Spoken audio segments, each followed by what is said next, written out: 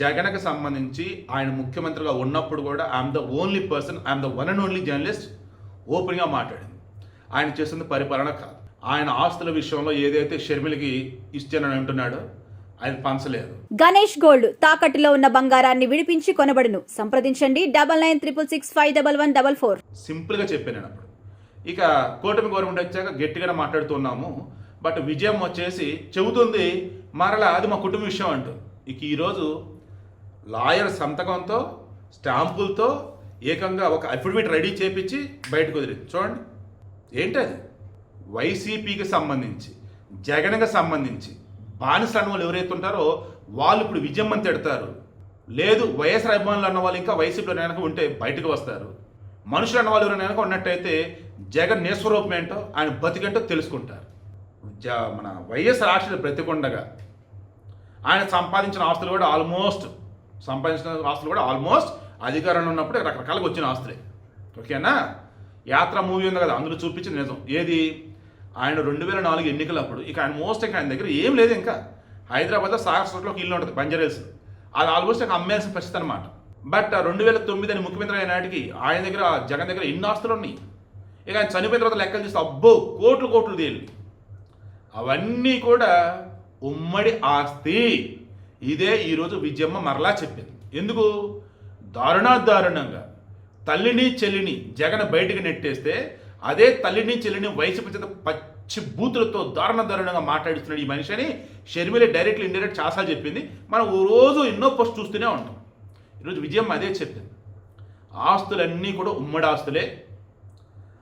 ఎక్కడైతే వైఎస్ రాజశేఖర రెడ్డి బ్రతికున్నప్పుడు చెప్పున్నాడో అది సన్నిహితులు అందరికీ తెలుసు, ఆ దేవుడికి తెలుసు, నా కొడుక్కి తెలుసు. ఏమని మనవళ్ళు మనవరాళ్ళు షర్మిల కొడుకు కూతురు, జగన్కి 2 కూతుళ్ళు, వాళ్ళ నలుగురికి సమానంగా ఆస్తులు మొత్తం చెందాలి. ఏదైతే షర్మిలకి ఇచ్చాడని చెప్పేసి మెమోరాండం ఆఫ్ అండర్స్టాండింగ్ అంటే కొన్ని ఆస్తులు ఏదో రాసి అంటున్నాడు చూసారు, అవి ఆమెకు చెందాల్సినవే. ఇంకా చెప్పాల్సి వస్తే సరస్వతి సిమెంటు, బెంగళూరు ఎలహంగా ప్యాలెస్ అవి కూడా షర్మిలవి, కానీ ఆమెకు ఇవ్వాల. ఇంకా మాట్లాడితే సరే తల్లిని చెల్లిని అంటే మోసం అనుకుందాం, కన్న బిడ్డలు లాంటి వాళ్ళు మేనలుడు మేనకొడలు వాళ్ళని కూడా మోసం చేశాడు జగన్మోహన్ రెడ్డి. ఏదో ఒక రోజు మనసు మార్చుకుని వాళ్ళకి న్యాయం చేసి కోరుకుంటున్నాను. ఇంకెవరూ కూడా ఆస్తుల విషయంలో నేనేదో షర్మిలకు దాచిపెట్టాను పిచ్చిగా వాగొద్దు కుయ్యొద్దని చెప్పించుకొట్టినట్టు చేసింది. ఎవరిని? ఆ వైసీపీ బ్యాచ్. ఇప్పుడు అర్థమవుతుందా? ఎన్నోసార్లు నేను చెప్పింది ఇదే. ఆ వైసీపీలో ఉంటే మీరు కూడా పాడవుతారు, వైసీపీలో ఉంటే మీ కాపురాలు కూడా రోడ్డుని పడితే, ఆ వైసీపీలో ఉంటే మీ వెళ్తే మీకు అన్నప్పుడు. ఎందుకంటే అసలు పార్టీ కాదనైనా అసలు అది మాట్లాడతాం రాదు. చెల్లికి తల్లికి అనకూడదు అని నీతికి న్యాయానికి కాడ తావుండదు. చెప్పతా పోతే చాలా ఉంటాయి మనకు వద్దు. కానీ దరిద్రం విజయమ్మ చెప్పింది ఉంది కదా, అదే కదా నేను చాలాసార్లు చెప్పాను. ఈరోజు ప్రూఫ్ సహా ఆగబెట్టి కన్న తల్లి చెప్పింది. ఏం పర్లా వైసీపీ కుక్కలో పేటీఎం బ్యాచ్ ఇంకా విజయమ్మ పచ్చిబూతులు మాట్లాడతారు. అయినా సరే జగన్ ఏం కొట్టదు, జగన్కి ఏం అనిపించదు, మామూలుగా అంటాడు సరే అనండి అంటాడు. ఇలా చెప్తూ పోతే సిగ్గేస్తున్నాయి నాకే. ఎవరయ్యా వైసీపీలో ఉంటారు? నిజంగా మీకు తెలిసిన ఎవరైనా వైసీపీ అంటే వైసీపీనా దూరంగా ఉండు అని మీరు అంటే అప్పుడు వాళ్ళు మారతారు, లేదంటే వాళ్ళు మారేటట్టు లేరు. నేనైతే ఇలాగే అంటాను.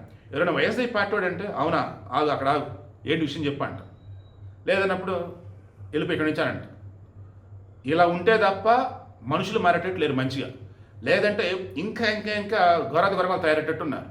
బట్ పాపం విజయమ్మ చూస్తే మాత్రం బాధేస్తుంది, షర్మిల చూస్తే ఇంకా బాధేస్తుంది.